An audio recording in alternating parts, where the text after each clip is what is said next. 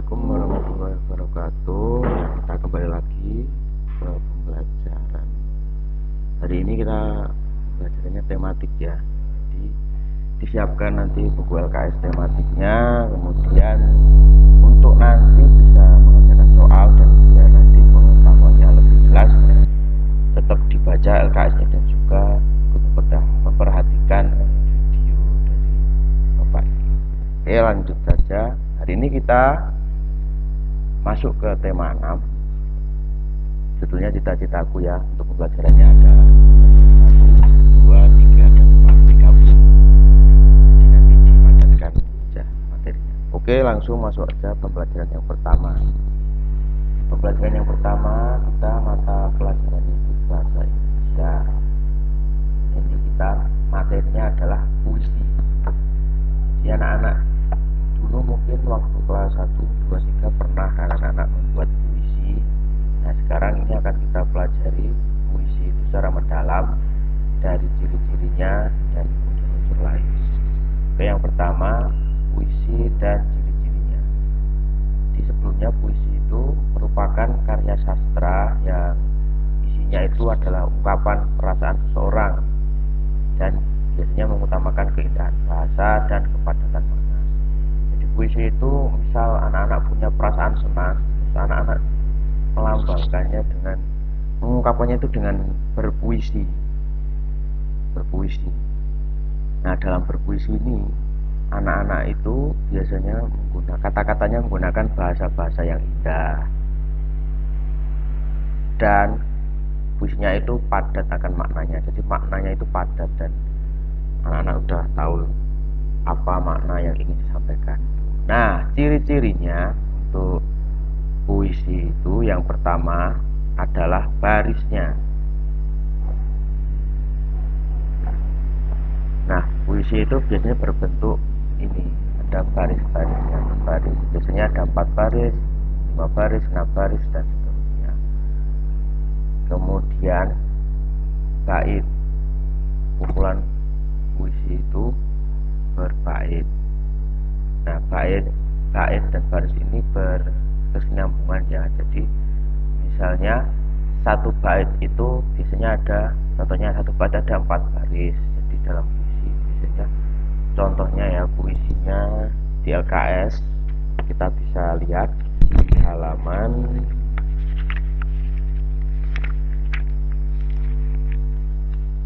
yang kedua itu yang paling bawah yang ini. Nanti kelihatan di halaman 2 yang paling bawah ini kan ada contoh puisi. Bacaannya, aku ingin menjadi sepertimu, berjuang demi kemajuan bangsa di masa depan. Itulah cita-citaku, menjadi pejuang ilmu di garis depan. Nah ini satu bait anak-anak, contoh di sini. Nah satu bait ini terdiri dari 4 baris. Baris pertama, aku ingin menjadi sepertimu. Kemudian baris kedua, berjuang demi kemajuan bangsa di masa depan. Baris ketiga, itulah cita-citaku. Dan baris keempat, menjadi pejuang ilmu di garis depan. Nah itu ciri-cirinya puisi. Biasanya bentuknya seperti itu. Kemudian pembacaan puisi itu biasanya ciri-cirinya menggunakan irama. Nah irama. Jadi pembacaan puisi itu enggak seperti baca buku atau baca berita ya. Berita pun juga ada iramanya. Tapi kalau bahasa atau pembacaan puisi itu biasanya iramanya itu lebih ada emosionalnya. Misal iramanya yang kita bacakan itu bisa menggambarkan perasaan senang, sedih, kecewa atau lain-lain. Contoh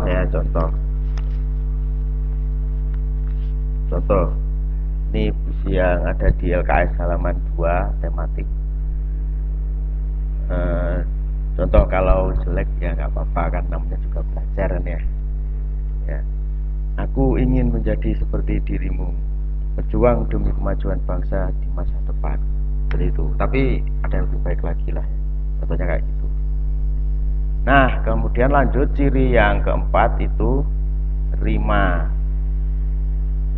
Apa sih maksudnya rima? Rima itu persamaan bunyi dalam baris puisi. Persamaan bunyinya di mana? Biasanya ada di belakang. jadi belakang. Jadi kalau misal belakangnya itu bilang mu, nah nanti lanjutannya biasanya juga belakangnya pakai u. Suku katanya atau mungkin huruf akhirnya itu bunyinya kalau a ya a, kalau i ya i. Misal contoh di sini ya, guru, engkau adalah pahlawanku yang tidak mengharapkan balasan. Segala yang kau lakukan kepadaku. Nah, baris pertama dan baris ketiga ini kan sama akhirannya, yaitu u. Nah, itu contoh berima dari puisi. Nah, baris dan dua dan keempat ini juga sama contohnya. Jadi harus memperhatikan LKS juga nanti ya untuk contohnya. Oke, itu ya. Tadi ciri-cirinya puisi itu ada 4, yaitu terdiri dari baris, kemudian puisi itu ada terdiri juga dari bait. Nah, di dalam bait itu biasanya terdapat baris-baris puisi.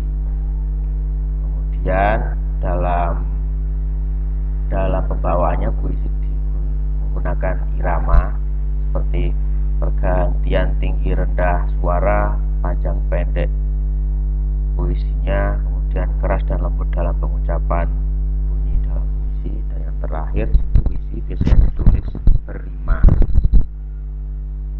Oke, Bapak lanjutkan ya ke materi yang selanjutnya.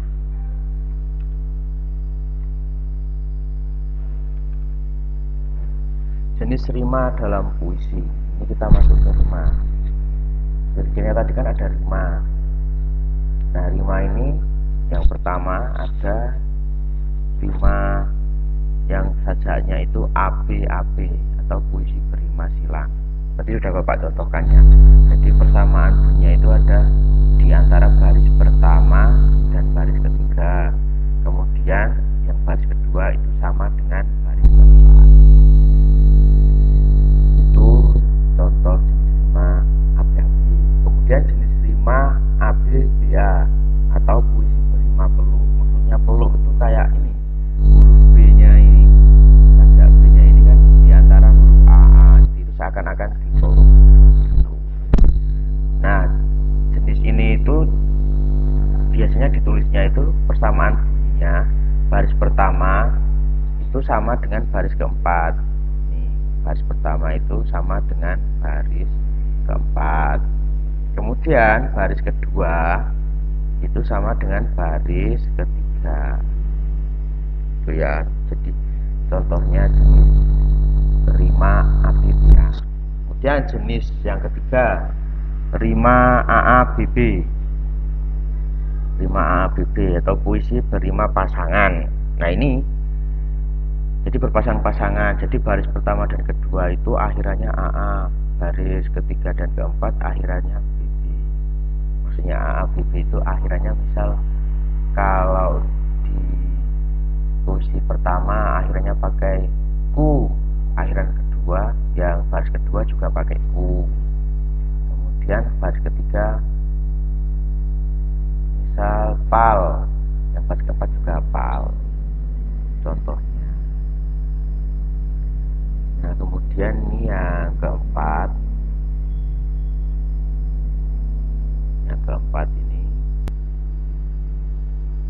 Nah, yang keempat itu puisinya berrima AAAA atau puisi berirama terus. Jadi dari baris pertama sampai ke baris keempat itu rimanya sama semua, akhirannya sama semua. Kalau misal akhirannya pakai hi, ya hi, barisnya pakai hi. Di akhir penulisan barisnya itu seperti itu ya. Lanjutkan ke yang selanjutnya. Selanjutnya, cara menentukan makna yang terkandung pada puisi. Ya, tapi sebelum lanjut, ini Bapak berikan penjelasan lebih lanjut lagi, bisa dicek lagi untuk contoh rima ABAB, rima ABBAA, ABBA itu bisa anak-anak lihat di LKS tema 6 halaman 8.